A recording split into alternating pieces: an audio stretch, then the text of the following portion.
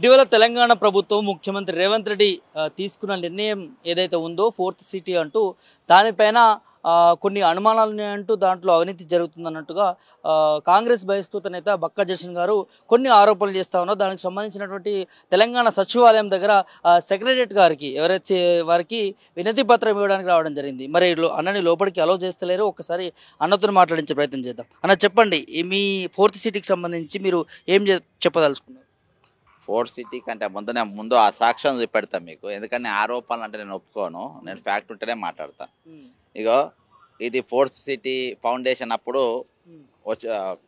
అతని పెద్దలు, ఈ పెద్దల ముఖ్యమంత్రి గారు ఉప ముఖ్యమంత్రి గారు ఇద్దరు, మధ్యలో కిచ్చిన లక్ష్మారెడ్డి మన వర్టెక్స్ దాంట్లో అయిన పేరు వచ్చింది, ఓకేనా. పక్కన ఫయీం ఖురేషి, ఓకేనా. వీళ్ళందరూ కూడా ఇక్కడ మధ్యలో ఉన్నారు. వీళ్ళందరూ కలిసి ఇక్కడ మంత్రులు ఉండాలి, లేకుంటే వేరే ఈ రియల్ ఎస్టేట్ వాళ్ళకి ఏం పని ఫోర్త్ సిటీలో ఏం పని? ఇక్కడ మధ్యలో శ్రీధర్ బాబు గారు ఉండాలి, లేకుంటే ఇంకెవరన్నా పెద్దలు ఉండాలి. వీళ్ళకి ఏం పని అని చెప్పి ఈరోజు మధ్యలో ఉన్నారు. 1933 ఎకరాల భూమి అప్పట్లో దానికోసం సేకరించారు. ఇప్పుడు ఈ భూమి 5 సంవత్సరాలలోపు ఫార్మాసిటీయే పెట్టాలి. ఫార్మాసిటీ పెట్టకుండా మీరు ఈ భూములను కన్వర్ట్ చేయడానికి లేదు. ఏది ఫ్యూచర్ సిటీ కోసం. ఫ్యూచర్ సిటీ అంటే ఏంది? రాబోయే సిటీ కోసం. ఈ ఫ్యూచర్ సిటీ ఎవరి ఫ్యూచర్ కోసము? ముఖ్యమంత్రి ఉప ముఖ్యమంత్రి వాళ్ళ బినామీల కోసము ఈరోజు ఫ్యూచర్ సిటీ ఉన్నది. కానీ ఈ ఫ్యూచర్ సిటీ తెలంగాణ ప్రజల కోసం కాదు, వీళ్ళ కోసం కాదు. దీని మీద కరెక్ట్ నేను చెప్పాలంటే ఈరోజు హైదరాబాద్ సిటీ లోపలనే ఇంకా 100 సంవత్సరాలైన డెవలప్మెంట్ కానన్ని పరిస్థితులు ఉన్నాయి. ఇవాళ ఇక్కడ సెక్రటరియట్ ముందు మంచి రోడ్డు ఉన్నది. మీ గల్లీలలో అడ్డగుట్ట పోయి చూడు, పార్సిగుట్ట పోయి చూడు, సికింద్రాబాద్ పోయి చూడు, రీసాలగడ్డ కాడ పోయి చూడు, లేదా సన్నన్నగర్లో చూడు, ఎర్రగడ్డ చూడు, గతుకుల రోడ్లు మొత్తం ఏగాదిగా మన పరిస్థితులలో ఈరోజు ఆ రోడ్లు ఉన్నాయి. ఇంకోటి ఆల్రెడీ మన పైన చాలా పథకాలు మనం ఇచ్చేసినాం. ఈరోజు మొన్నటిదాకా ఫీజు రియంబర్స్మెంట్ వాళ్ళు ఖాళీలు బంద్ చేసినారు. ఆరోగ్యశ్రీ వాళ్ళు మాకు పైసలు ఇవ్వకుండా మేము బంద్ చేస్తామని చెప్పారు. మీరు ఇస్తామన్న చీరలు ఇవ్వలేదు. మొన్న దసరా అప్పుడు మొత్తం రోడ్లకు ఎక్కిండ్రు. ఈరోజు అనేక మంది ఈరోజు రోడ్ల పైన టీఎల్ ఎక్కడెన్సీ ఇక్కడ ఉద్యోగులు, సెక్రటరీ ఉద్యోగులు కూడా ఈరోజు నిరుత్సాహంతో ఉండే పరిస్థితి. కాబట్టి ఇవన్నీ కూడా అనేకమైన సమస్యలు ఉన్నాయి. దాదాపు ఇప్పటికే ఆల్రెడీ ఈ ప్రభుత్వం వచ్చినాక 1,50,000 కోట్ల అప్పు చేసింది. టోటల్గా ఈరోజు 6,75,000 కోట్ల అప్పు ఈరోజు ప్రభుత్వం పైన ఉన్నది. ఇవన్నీ పెట్టించుకున్న తర్వాత ఈరోజు ఫోర్త్ సిటీ నువ్వు దేనికోసం అవసరము, ఎవరి కోసమని గడుతుండ్రు, దేనికోసమని గడుతుండ్రు అనేది ఈరోజు 101% రియల్ ఎస్టేట్ కోసమే. ఈరోజు రింగ్ రోడ్డు దగ్గర 1,00,000 ఎకరాల భూములు ఆల్రెడీ ఖాళీగా ఉన్నాయి. కాకపోతే నేను తీసుకుపోయి చూపెడతా. ఇది కాంక్రీట్ హబ్ అయింది. ఇప్పుడు ఈ టైంలో మనకి నిలబడితే సరే గాలి వస్తుంది, వేడి ఉక్కపోస్తుంది. ఇదివరకు ఈ పరిస్థితి లేకుండా. ఎందుకంటే హైదరాబాద్ పరివాహక ప్రాంతం ఈరోజు మొత్తం కంప్లీట్ కాంక్రీట్ హబ్ అయిపోయింది. హై రైజ్ టవర్స్ అయిపోయినాయి. పెద్ద పెద్ద టవర్స్ ఈరోజు ఎక్కడ పడితే అక్కడ కట్టినటువంటి పరిస్థితులలో ఈరోజు ఉన్నది. అంతేకాకుండా ఈరోజు 1,00,000 ఫ్లాట్లు ఖాళీగా ఉన్నాయి. మేము ఏది కొత్తగా కట్టిన అపార్ట్మెంట్లు 1,00,000 ఖాళీగా ఉన్నాయి. ఇక ఇప్పుడు అక్కడ పోయి ఎవరు ఉండాలి, దేనికోసం అనేది గడుతుండ్రు, ఏం చేయనికని గడుతుండ్రు. ఈరోజు నీవు ఇక్కడ ఉన్న బరువు తగ్గించే ప్రయత్నం చేయాలి. ఇంకొకటి బుల్లెట్ ట్రైన్ అంట. ఎక్కడికి? ఫోర్త్ సిటీ టు అమరావతి అంట, న్యూయార్క్ అంట. బ్రదర్, న్యూయార్క్ అంటే హైదరాబాదు ఒక విషయంలో గ్రేట్. ఎందుకంటే టర్కీ తర్వాత అండర్ గ్రౌండ్ డ్రైనేజ్ నిజాం సర్కార్ హైదరాబాద్కు తీసుకొచ్చిండు. నీకు అక్కడ ఆక్స్ఫర్డ్ యూనివర్సిటీ ఉన్నప్పుడు దానికి పోటీగా ఉస్మానియా యూనివర్సిటీ తీసుకొని వచ్చిండు. అదే నీమ్స్ హాస్పిటల్ కానీ, బొక్కల దవాఖాన అంటే బొక్కల దవాఖాన అదే అంట, నీలోఫర్ కానీ, క్యాన్సర్ హాస్పిటల్ కానీ ఎప్పుడో తీసుకో. నువ్వు న్యూయార్క్ సిటీ చేయాల్సిన అవసరం లేదు. హైదరాబాద్ లెక్క వస్తే చాలు. హైదరాబాద్ అనేది ఒక బ్రాండ్ ఈ ప్రపంచంలో. హైదరాబాద్ గురించి మాట్లాడిన వాళ్ళు లేరు. ఈరోజు నా ఊరు పేరు మారుస్తానంటావేంది నువ్వు? అక్కడోళ్ళు ఇక్కడోళ్ళు వచ్చి నువ్వు సెటిల్ అవుతానని ఈరోజు ఎవరు నమ్మే పరిస్థితులు ఉన్నారు మనల్ని? ఈరోజు నేను కంప్లీట్ ప్రతి జీవోతో సహా నేను ఆల్రెడీ నిన్న ఎన్జిటికి ఇచ్చిన, నేషనల్ గ్రీన్ ట్రిబ్యునల్ వేసిన. ఎందుకంటే ఈరోజు అక్కడ దాదాపు 25 మన చిన్న చిన్న అడవులు ఉన్నాయి. అక్కడ ఆ అడవులలో మన జింకలు ఉన్నాయి, నెమళ్ళు ఉన్నాయి, జాతీయ పక్షి నెమళ్ళు ఉంది, మళ్ళా ఇది బేర్స్ మన ఎలుగుబంట్లు ఉన్నాయి. ఇవన్నీ ఉన్నాయి. దాదాపు 1,00,000 చెట్లు ఈరోజు పోతాయి. ఈరోజు ఆల్రెడీ రింగ్ రోడ్డు చుట్టూ మొత్తం కొట్టుకొని ఇలా మనం ఉక్కపోతలో కూర్చున్నాం. అది కూడా కొడితే ఇక జనం బతుకుతారా పోయింది? నువ్వు దేనికోసం పడుతున్నావు? నువ్వు హైదరాబాద్ డెవలప్మెంట్ ఇంకా బాగా చేయి. అరే మాకు న్యూయార్క్ పేరు ఎందుకు అబ్బా? హైదరాబాద్ బాగా చేస్తే మేము రేవంత్ రెడ్డి బాధ అని పెట్టుకుంటాము. రేవంత్ రెడ్డి నగర్ అని పెట్టుకుంటాము, అనుమోలు నగర్ అని పెట్టుకుంటాము.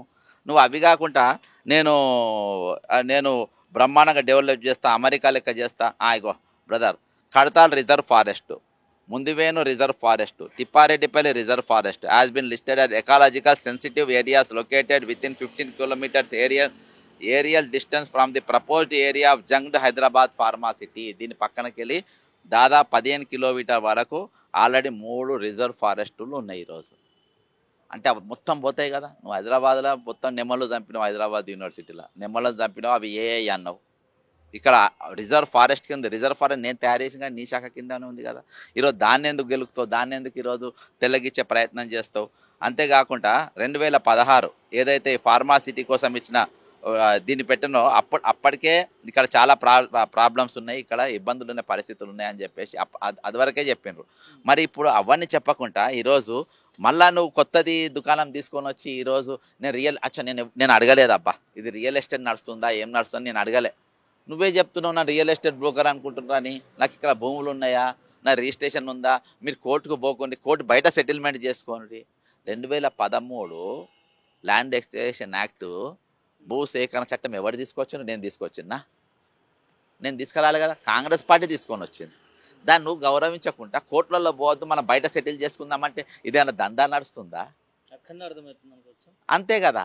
ఈరోజు చట్టం ప్రకారం మీరు రండి, భూసేకరణ చట్టం మేము ప్రవేశపెట్టిందే, మా మన్మోహన్ సింగ్ గారు ప్రధానమంత్రిని పెట్టినారు, మీరు రండి మనం మాట్లాడుకుందాం, దాని ప్రకారం మీకు రేట్లు ఇస్తాం, దానికంటే ₹1 ఎక్కువనే ఇస్తానని చెప్పాలి. కానీ ఈరోజు నేను మీరు కోర్టులకు పోకుండా మాట్లాడకుండా మనం అవుట్ ఆఫ్ కోర్టు సెటిల్ చేసుకొని మాట్లాడుకుందాం అని ఒక ముఖ్యమంత్రి మాట్లాడాల్సిన మాటలేనా? ఇంకోటి, ఇవాళ బట్టి విక్రమార్క ఒక పొగుడుతారు, ప్రపంచ దేశాలు మొత్తం వస్తాయి అంటారు, వరల్డ్ వైడ్గా వస్తాయి. అరే దేనికోసం వస్తారు? ఇవాళ వరల్డ్ బ్యాంక్ వెళ్ళి అప్పు తెచ్చుకునే దేశానికి వరల్డ్ వైడ్ చూడనీకి వస్తారా? ఈరోజు ఏం నడుస్తుందని చెప్పి వస్తారు, ఏం చూస్తున్నా వస్తారు, ఒకరికొకరు పొగుడుకుంటారు. ఇక్కడ చిన్న లక్ష్మారెడ్డి బట్టి విక్రమార్క దగ్గర మధ్యలో నిలబడతారు, అక్కడ కొబ్బరికాయ కొట్టకాడ. ఇటు ఫహీం ఖురేషి అన్నట్టు రేవంత్ రెడ్డికి అత్యంత సన్న ఆయన నిలబడతారు. అంటే వాళ్ళ కుటుంబానికి మొత్తము సెటిల్మెంట్ కానీ ఏవి కానీ వాళ్ళు చేస్తారు.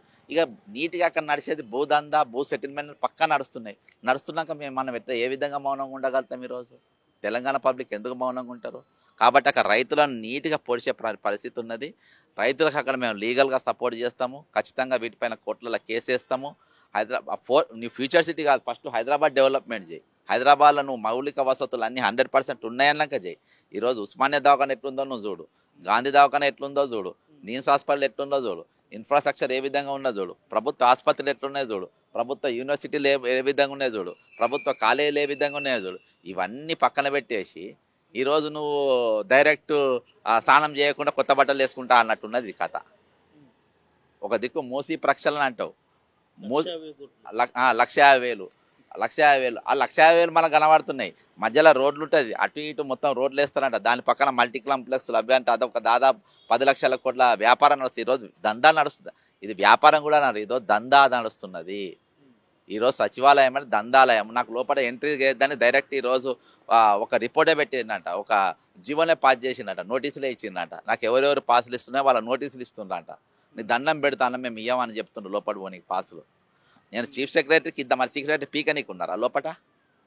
రిటైర్ అయిన చీఫ్ సెక్రటరీ నీ ఎక్స్టెన్షన్ ఇచ్చి పీకనీకి పెట్టుకున్నారబ్బా, నాసు ఉంటాను గలవనుకుని. ఏం పీకనీకి ఉన్నారు ఇక్కడ? ప్రజాస్వామ్యం కాదా ఇది?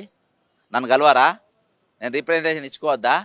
నేను పోస్ట్ ఈరోజు ఢిల్లీ రూపం ఉందని ఎన్జిటికి పోస్టులో పంపిన, ఎంట్రీ లేదంట నాకు.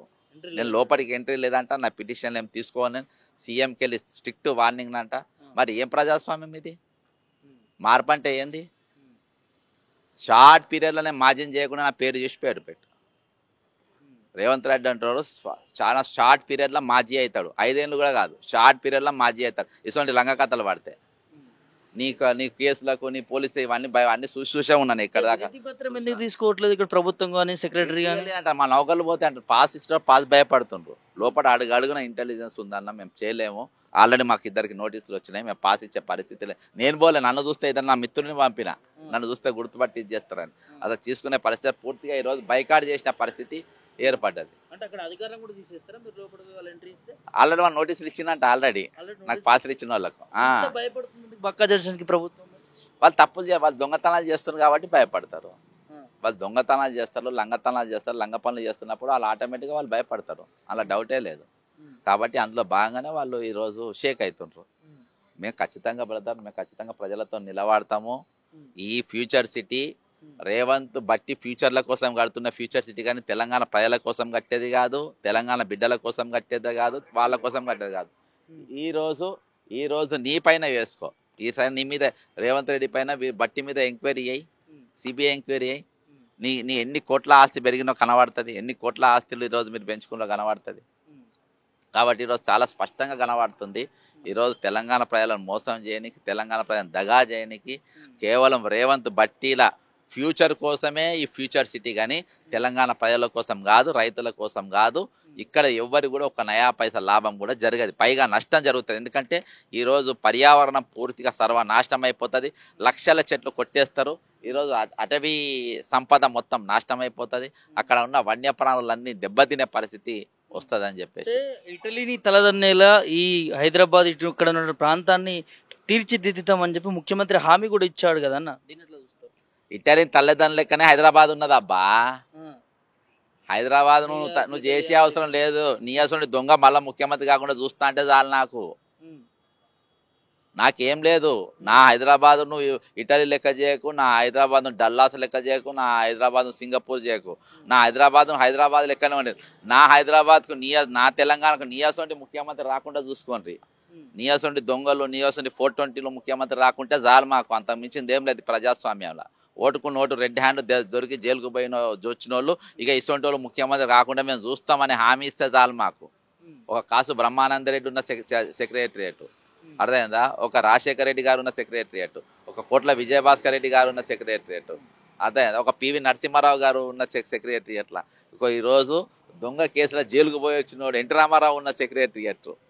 అసలు సెక్రటరీలో ఓటుకు నోటు జైలుకు పోయి వచ్చిన దొంగ ఈరోజు ఆ కుర్చీలో కూర్చుంటా అంటే ఇటువంటి దౌర్భాగ్యం జీవితంలో రాకుండా చేస్తామని ప్రమాణం చేయాలి చాలు మాకు. అంతకు మించింది నువ్వు నిన్నేం చేయకు. హైదరాబాద్ లెక్క ఉండని, చెట్టున్న చెట్టు ఉండని, కాలేజీలు ఉన్న జాగాలు ఉన్న చాలు. ఈరోజు నువ్వు యూనివర్సిటీ భూములు అమ్ముకుంటా కుదబెడతా అని చెప్పి తిరిగినోనివి, హైదరాబాద్ సెంట్రల్ యూనివర్సిటీ భూములు అమ్ముకుంటా కుదబెడతా అని చెప్పి తిరిగినోనివి, విద్యాలయాలు అమ్ముకుంటా దీన్ని కుదబెడతా అని తిరిగినోనివి. ఈరోజు మీరు తెలంగాణ బాగు చేస్తాం, తెలంగాణను ముందుకు నడిపిస్తాం, తెలంగాణ డెవలప్ చేస్తామంటే ఎవరు నమ్ముతారు ఈరోజు? కాబట్టి ఈరోజు తెలంగాణకు దగా జరుగుతుంది, తెలంగాణ మోసం జరుగుతుంది, దందా నడుస్తుంది. అంటే ఒకవైపు ఏమో 6 గ్యారెంటీలకు డబ్బులు లేవు అంటున్నారు ప్రభుత్వం, మరి ఇవన్నీ చేస్తామని చెప్పి హామీ ఇస్తున్నారు. అంటే ఎట్లా చూడొచ్చు?